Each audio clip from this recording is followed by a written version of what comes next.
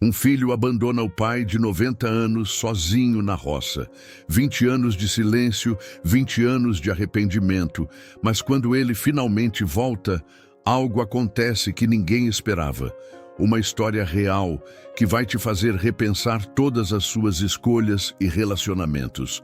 Mas antes de começar, se você gosta de histórias que tocam o coração e ensinam lições profundas sobre família e perdão, se inscreve no canal e ativa o sininho, porque eu tenho muitas histórias emocionantes para compartilhar com você. Agora, você está preparado para descobrir o que aconteceu quando esse filho voltou para casa depois de tanto tempo?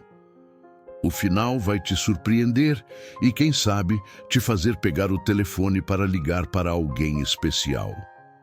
O sol ainda não havia nascido completamente quando Carlos acordou naquela manhã de domingo.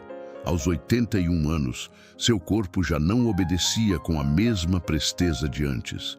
Mas a rotina implacável da roça não perdoava idade ou cansaço. Ele se levantou devagar, sentindo cada articulação protestar contra o movimento, e caminhou até a pequena cozinha de sua casa, simples, feita de madeira e telhas de barro que testemunharam décadas de sua vida. A casa estava silenciosa demais, aquele silêncio pesado que só quem vive sozinho conhece verdadeiramente. Carlos acendeu o fogão a lenha, preparou seu café preto e forte, do jeito que sempre gostou, e sentou-se à mesa de madeira gasta pelo tempo. Enquanto bebia o café fumegante, seus olhos percorreram as paredes da casa, parando inevitavelmente nas fotografias emolduradas que penduravam ali como testemunhas silenciosas de tempos mais felizes. Havia uma foto em particular que ele evitava olhar, mas que exercia uma força magnética impossível de ignorar. Era de seu filho, Fernando, ainda menino, sorrindo largo ao lado dele durante uma colheita especialmente boa. Quantos anos haviam se passado desde aquele dia? 30, 40. O tempo havia se tornado um conceito nebuloso para Carlos, mas a dor da ausência permanecia cristalina, como se tivesse acontecido ontem. Fernando havia partido há 15 anos. Não uma partida comum, daquelas em que o filho vai buscar melhores oportunidades na cidade grande e mantém contato, visita nos feriados, telefona aos domingos. Não. Fernando havia simplesmente desaparecido da vida de Carlos como fumaça levada pelo vento. Primeiro, foram as promessas não cumpridas. Depois, os telefonemas cada vez mais raros, até que um dia o silêncio se instalou definitivamente entre eles, como uma parede de gelo que nenhum dos dois sabia como derrubar. Carlos terminou seu café e saiu para o terreiro. A propriedade de 5 alqueires, que antes brilhava de tão bem cuidada, agora mostrava sinais evidentes do tempo e da falta de braços jovens para trabalhar. As cercas precisavam de reparos. O pasto estava tomado por ervas daninhas em alguns pontos, e a pequena horta que sua falecida esposa, Dona Helena, cuidava com tanto carinho, agora era apenas uma sombra do que fora. Helena havia partido há 3 anos, levada por um câncer silencioso que a consumiu em questão de meses. Carlos ainda se lembrava de suas últimas palavras. Perdoe o menino, Carlos. A vida é curta demais para guardar mágoa.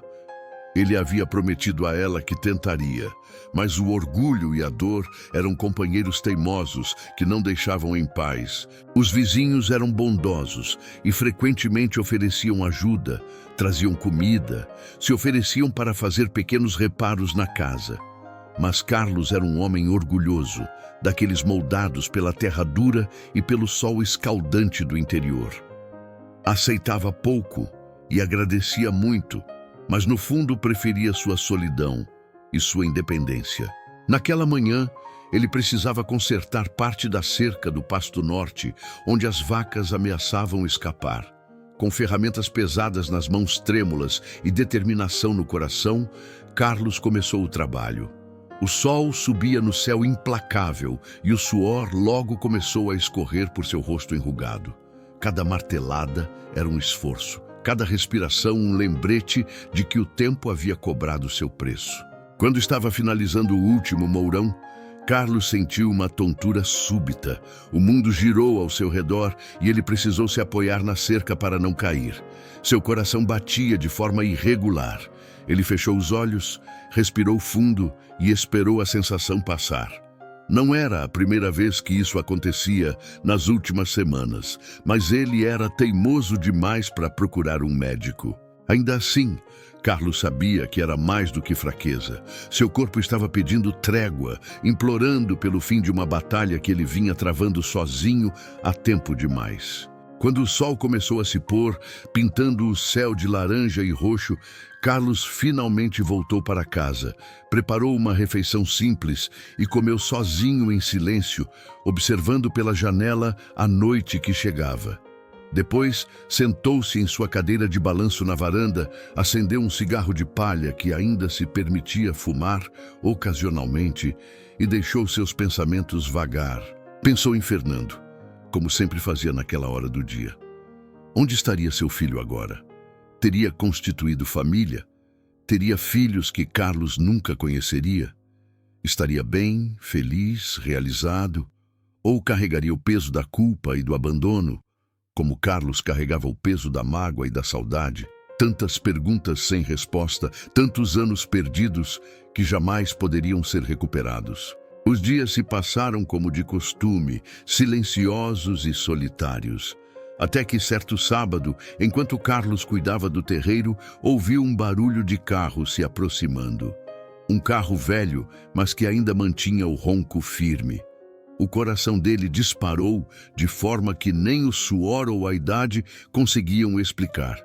Ele se levantou devagar, enxugando a testa com o dorso da mão, e foi até a estrada de terra que passava em frente à casa. Ali, parado, estava Fernando. O mesmo sorriso de menino não existia mais, mas havia algo nos olhos do homem de 40 anos que Carlos reconheceu instantaneamente: o arrependimento profundo. "Pai", Fernando começou, a voz embargada. Eu sei que não tenho desculpas. Errei demais." Carlos apenas o observava, sem dizer uma palavra. A raiva e a mágoa vinham à tona, mas algo mais profundo, mais antigo, impedia que ele explodisse. O silêncio se prolongou, pesado, até que Fernando continuou. "Eu pensei que podia fugir dos problemas, da responsabilidade, mas a vida me mostrou que não posso fugir de você, nem de mim mesmo. Eu preciso..." Ele engoliu em seco. "Preciso do seu perdão, pai." O coração de Carlos doeu. Doeu de uma forma que ele não sentia há anos. A raiva, o ressentimento, a solidão, tudo se misturava naquele instante.